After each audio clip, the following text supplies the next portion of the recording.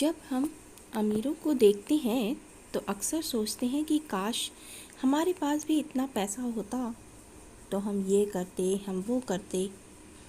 चींटी जिस तरह से अपना पूरा जीवन अनाज इकट्ठा करने में बिता देती है, उसी तरह मनुष्य धन इकट्ठा करने में बिता देता है। इतना धन जितना धन भोगने के लिए वो जीवित ही नहीं रहेगा। और फिर अंत में उसके हाथ क्या लगता है?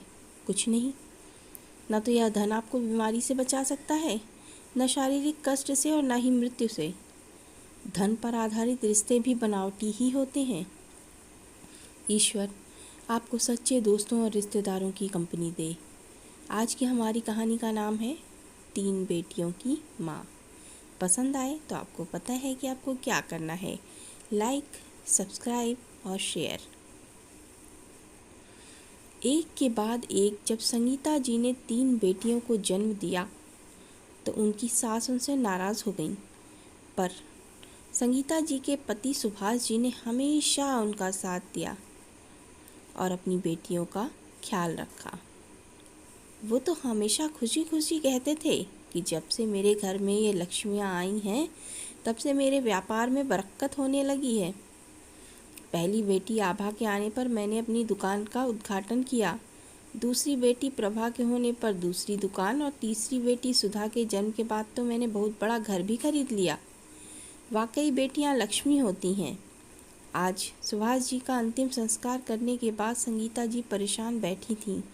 उन्हें आशा थी कि उनकी बेटियां उन्हें अपने साथ ले जाएंगी, क्योंकि वो अकेले इतने भरे घर में रहना नहीं चाहती थीं। पर दामादों की तो अलग ही मंशा है। इतने बड़े घर में माँ जी अकेले कैसे रहेंगी? आभा और मैं यहीं शिफ्ट हो जाते हैं, बड़े दामाद विनोद ने कहा।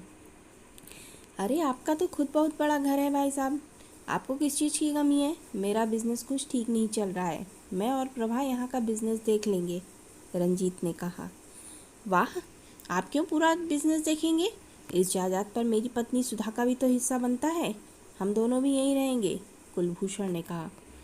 देखो, हम तीनों जानते हैं कि हमारी हालत ख़राब है और हमें अपने सास ससुर की दौलत की कितनी ज़रूरत है, तो क्यों ना हम तीनों ही परिवार सहित यहीं रुक जाएं और एक एक दुकान आपस में बांट लें, विनोद ने समझाते हुए कहा।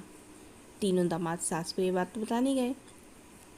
प्रणाम माँ जी, हम आपसे एक ज़रूरी बात करने आए हैं, बड़े दामाद ने कहा। कहो बेटा, क्या कहना चाहते हो? मुझ दिखियारी का अब तुम्हारे सिवाय है ही कौन? संगीता जी ने रोते हुए कहा। बस माँ जी, यही सोचकर तो हमने निर्णय लिया है कि हम तीनों ही परिवार सहित आपके पास रहने आ जाएंगे। हमारे घर में तो माता पिता की देखभाल के लिए बहुत लोग हैं, पर यहाँ आपकी सेवा करने वाला कोई नहीं है। फिर ससुर जी की 3 बड़ी बड़ी दुकानें हैं, उन्हें हम देख लेंगे। एक मैं देख लूँगा, बाकी एक रंजीत और कुलभूषण भी देख लेंगे, विनोद ने बड़प्पन दिखाते हुए कहा। जब संगीता जी ने ये सुना तो वो बहुत खुश हो गईं। बेटा, तुम लोगों ने तो मेरी सारी चिंता दूर कर दी। मैं तो यही सोच रही थी कि कैसे तुमसे कहूँ कि मुझे अपने साथ ले चलो। मैं अकेली नहीं रहना चाहती, पर अगर तुम तीनों यहीं रहने आ जाओ तो इससे अच्छी तो कोई बात ही नहीं है। मैं तो कल ही वसीयत बनाकर ये घर और एक एक दुकान तुम तीनों के नाम कर दूँगी। भगवान ने मुझे बेटे नहीं दिए, पर बेटे जैसे 3 दामाद दिए हैं। ईश्वर का लाख लाख धन्यवाद। इस तरह संगीता जी की तीनों बेटियां उनके साथ रहने लगीं। संगीता जी ने कुछ ही दिनों में अपनी पूरी जायदाद में अपने दामादों के नाम लिख दी। दामादों ने चालाकी से वसीयत करने की जगह अपने नाम रजिस्ट्री ही करवा ली। वसीयत बदली जा सकती थी, पर उन्होंने तो जायदाद का मालिक ही बदल दिया। अब उनकी सास उन पर पूरी तरह आश्रित थी। उनके पास कुछ था तो वो नकद जो उनके बैंक अकाउंट में जमा था। पहले तो संगीता जी कुछ दिन बेटियों के आने पर बहुत खुश रहीं, मगर फिर धीरे धीरे उनकी आंखों पर छाया ममता का पर्दा उतरता चला गया। तीनों बेटियों में मानो प्रतियोगिता हो रही थी कि कौन माँ से कितना महंगे से महंगा गिफ्ट ले सकता है। बड़ी बेटी कहती, माँ, उन दोनों को तुम मुझसे ज़्यादा प्यार करती हो, इसीलिए तुमने उन्हें सोने का हार बनवा दिया, मुझे कुछ नहीं दिया। नहीं बेटी, मैं तेरे लिए भी हार बनवा दूंगी, तू चिंता मत कर। मझली बेटी कहती, माँ, तुम उन दोनों को ज़्यादा प्यार करती हो, तभी उनके लिए सुंदर कपड़े खरीद कर दिए, पर मुझे नहीं दिए। छोटी कहती, माँ, तुम दोनों से ज़्यादा प्यार करती हो, तभी तो उन्हें नया मेकअप किट खरीद कर दिया। इतना ही नहीं, अब तो नाती नातिन भी उलाहना देने लगे थे कि नानी ने उसको ये दिलाया और मुझे भी वो चाहिए। किसी के पास ये जानने का समय ही नहीं था कि संगीता जी को क्या चाहिए। इतने बड़े घर में उनका जैसे कोई था ही नहीं।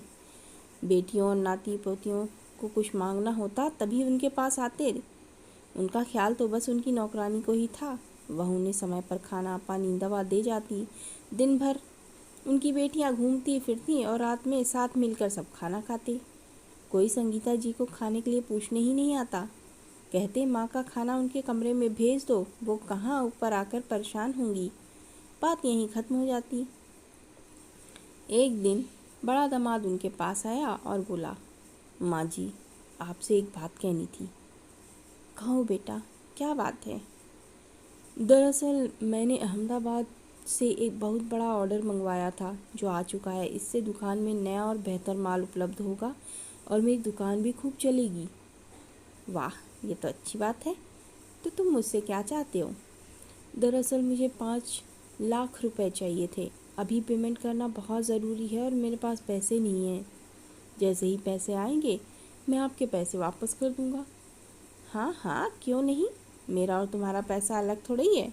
रुको, मैं चेक काट देती हूँ। इसके बाद तो बारी बारी रंजीत और गुरुभूषण भी जितने पैसे ऐंठ सकते थे ऐंठ ले गए। संगीता जी का बैंक बैलेंस भी तेज़ी से खाली होने लगा। एक दिन उन्होंने सोचा कि वो अपने बच्चों के साथ खाना खाएंगी और बोली, भुलिया, तुम मेरा खाना डाइनिंग टेबल पर लगा दे। आज तो मैं सबके साथ खाऊंगी। मैं गठिया की रोगी हूँ और ऊपर चढ़ने में मुझे तकलीफ़ होती है, इसलिए वो लोग कह देते हैं कि तू खाना मेरे कमरे में लगा दिया कर। पर आज मन कर रहा है कि मैं उनके बीच बैठ कर खाऊं। मालकिन, मेरी मानो तो यहीं खा लो, भुलिया ने कहा। क्यों?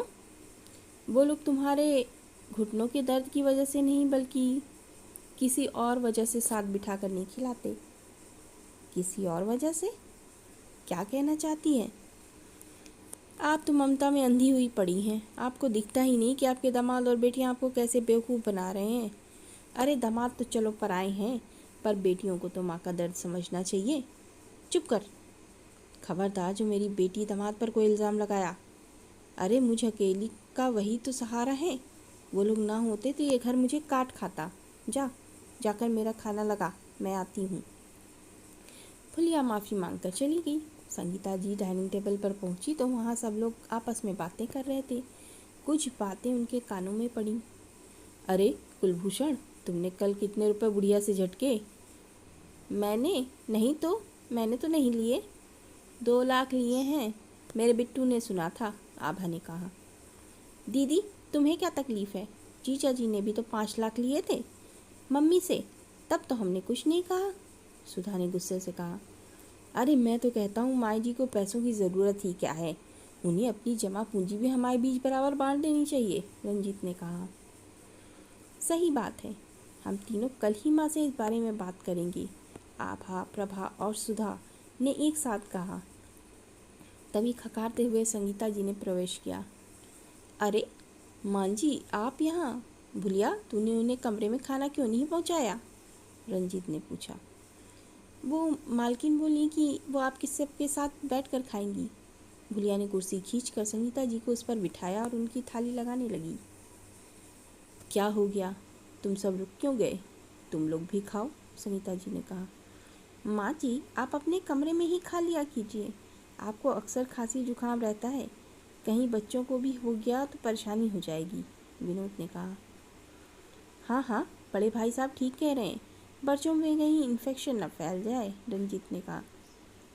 अच्छा, पर जब तुम लोग अपने बच्चों को मेरे पास पैसे लेने भेजते हो तब उन्हें इन्फेक्शन का डर नहीं लगता? थोड़ा तल्ख शब्दों में संगीता जी ने कहा।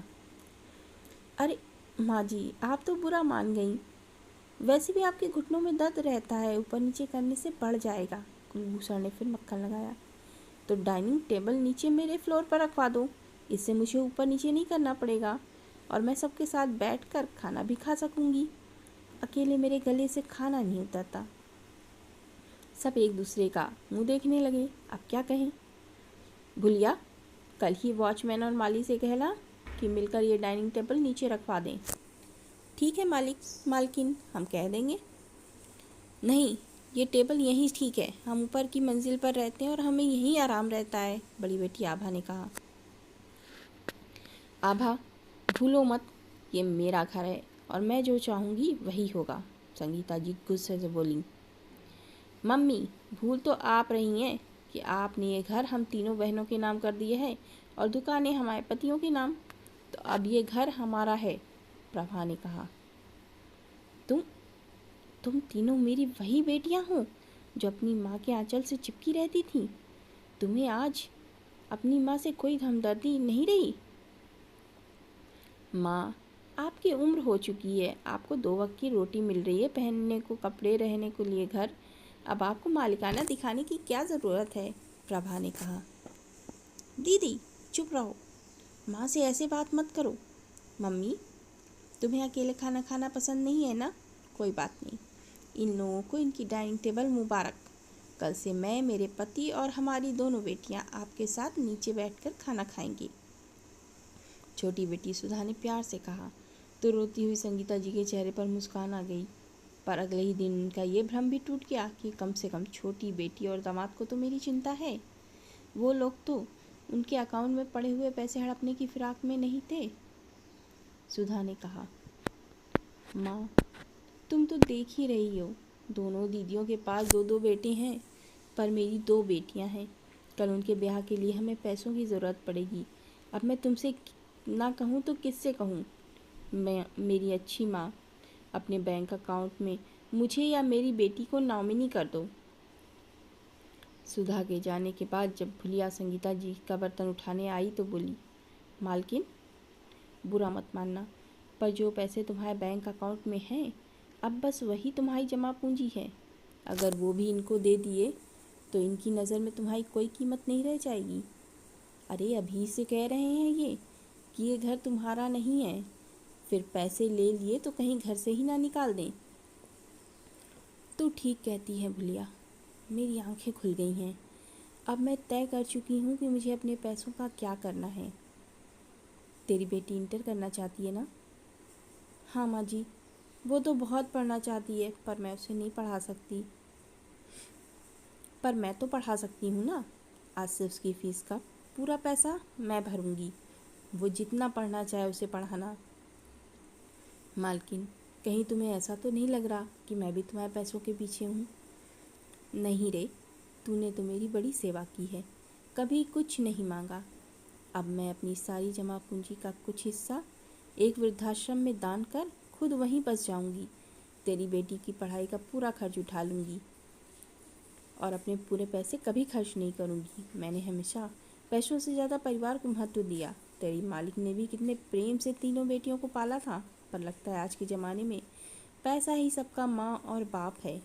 मेरे बेटे, दामाद और नाती नातनियों को तो मेरी नहीं, मेरे पैसों की ज़रूरत है। अगले ही दिन संगीता जी ने वृद्धाश्रम जाने का निर्णय लिया। दामादों और बेटियों ने बहुत रोका कि वृद्धाश्रम में वो तुम्हारा ख्याल कौन रखेगा, गैरों पर अपने पैसे मत लुटाओ, हम तुम्हारे अपने हैं, तुम्हें हमारी परवाह नहीं। अनेक तर्क वितर्क किए पर संगीता जी ने किसी की नहीं सुनी। घर तो उनका रहा नहीं, अब वो यहाँ रहकर क्या करेंगी।